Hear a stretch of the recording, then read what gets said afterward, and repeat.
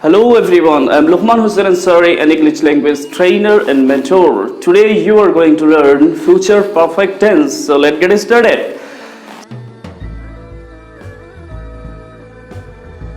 যিকোনো টেন্সৰ সূত্ৰ মুখস্থ ৰাখিবলৈ হ'লে সেই টেন্সৰ নামত ব্যৱহাৰ হোৱা প্ৰতিটো শব্দৰ অৰ্থ জানিব লাগিব। গতিকে এই টেন্সৰ ব্যৱহাৰ হৈছে ফিউচাৰ মানে ভৱিষ্যত, পাৰফেক্ট মানে সম্পূৰ্ণ হোৱা আৰু টেন্স মানে হ'ল কাল। গতিকে এই টেন্সৰ সূত্ৰ হ'ব যে ভৱিষ্যত কালত কোনো এটা কাম সম্পূৰ্ণ হৈ গ'লে সেইটো হ'ব ফিউচাৰ পাৰফেক্ট টেন্স।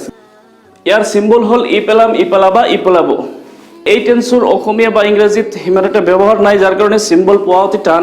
দৰাচলতে ফিউচাৰ পাৰফেক্ট টেন্স মানে হ'ল যে ভৱিষ্যতৰ এটা নিৰ্দিষ্ট সময়ত কামটো শেষ হৈ যাব। পক্ষান্তৰে যদি ফিউচাৰ ইনডিফিনিট টেন্স কওঁ, সেইটো হ'ল অনিৰ্দিষ্ট সময়ত ফিউচাৰত কোনো এটা কাম হ'ব। চ' এই বাক্যটো যেনে ধৰক মই ভাত খাই পেলাম আৰু এটা হ'ল মই ভাত খাম। দুটা কথাৰ মাজত পাৰ্থক্য আছে নে নাই? গতিকে এইটো হ'ব future perfect tense. Future perfect tense.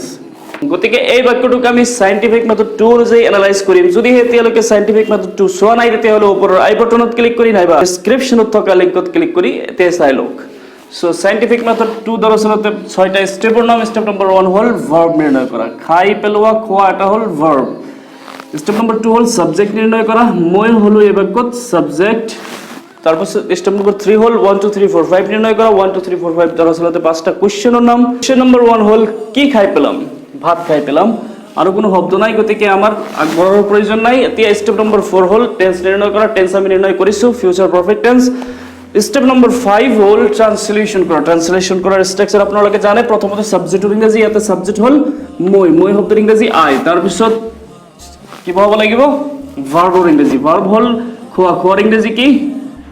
It, at, eaten. So গতিকে ইয়াতে আমি প্ৰথমতে ইট লিখিম, তাৰপিছত চেঞ্জ কৰা হ'ব। তাৰপিছত ভাতৰ ইংৰাজী ইয়াতে লিখিব লাগিব ৰাইচ। হৈ গ'ল। এতিয়া ষ্টেপ নম্বৰ 6 হ'ল ফৰ্মছ অফ ভাৰ্ব বহোৱা।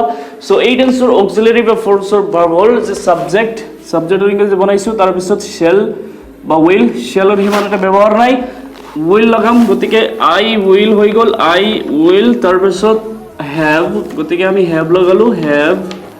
তাৰপিছত ভাৰ্বৰ থাৰ্ড ফৰ্ম, গতিকে এইটো কি হ'ব? ইটেন। তাৰপিছত ৰাইচটো লিখাই আছে, হৈ গ'ল। মই ভাত খাই পেলাম, I will have eaten rice.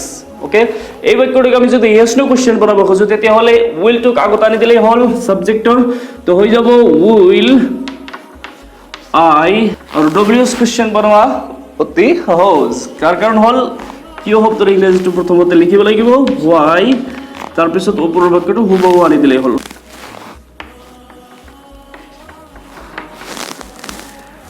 এতিয়া নেগেটিভলৈ আহোঁ। নেগেটিভ বনোৱাৰ ক্ষেত্ৰত এই আই উইলৰ পিছত এটা নট বঢ়াব লাগিব। গতিকে কি হ'ব? আই উইল নট হেভ। এই উইল নটৰ শ্বৰ্ট ফৰ্ম আমি ব্যৱহাৰ কৰিব পাৰি, সেইটো হ'ল ৱন্ট। গতিকে ৱন্ট। চ' এই টেন্সৰ যদি আমি ইয়েছ নো কুৱেশ্যন বনাব খোজোঁ তেতিয়াহ'লে গোটেই ৱন্টখিনিক আগত আনি দিম, হৈ যাব ৱন্ট আই। আৰু ডব্লিউএছ কুৱেশ্যন বনাবলৈ হ'লে কিয় শব্দটোৰ ইংৰাজী প্ৰথমতে বনাব লাগিব, সেইটো হ'ল হোৱাই। তাৰপিছত ওপৰৰ বাক্যটো হুবহু আনি দিলেই হ'ল। গতিকে আপোনালোকে চালে ফিউচাৰ পাৰফেক্ট টেন্সৰ সূত্ৰ আৰু ষ্ট্ৰাকচাৰ আমি কিমান সহজতে শিকিলোঁ। যদি ভিডিঅ'টো ভাল লাগিছে লাইক কৰিব, আৰু যদি বেয়া লাগিছে ডিছলাইকৰ বাটনটো আছেই। Thank U.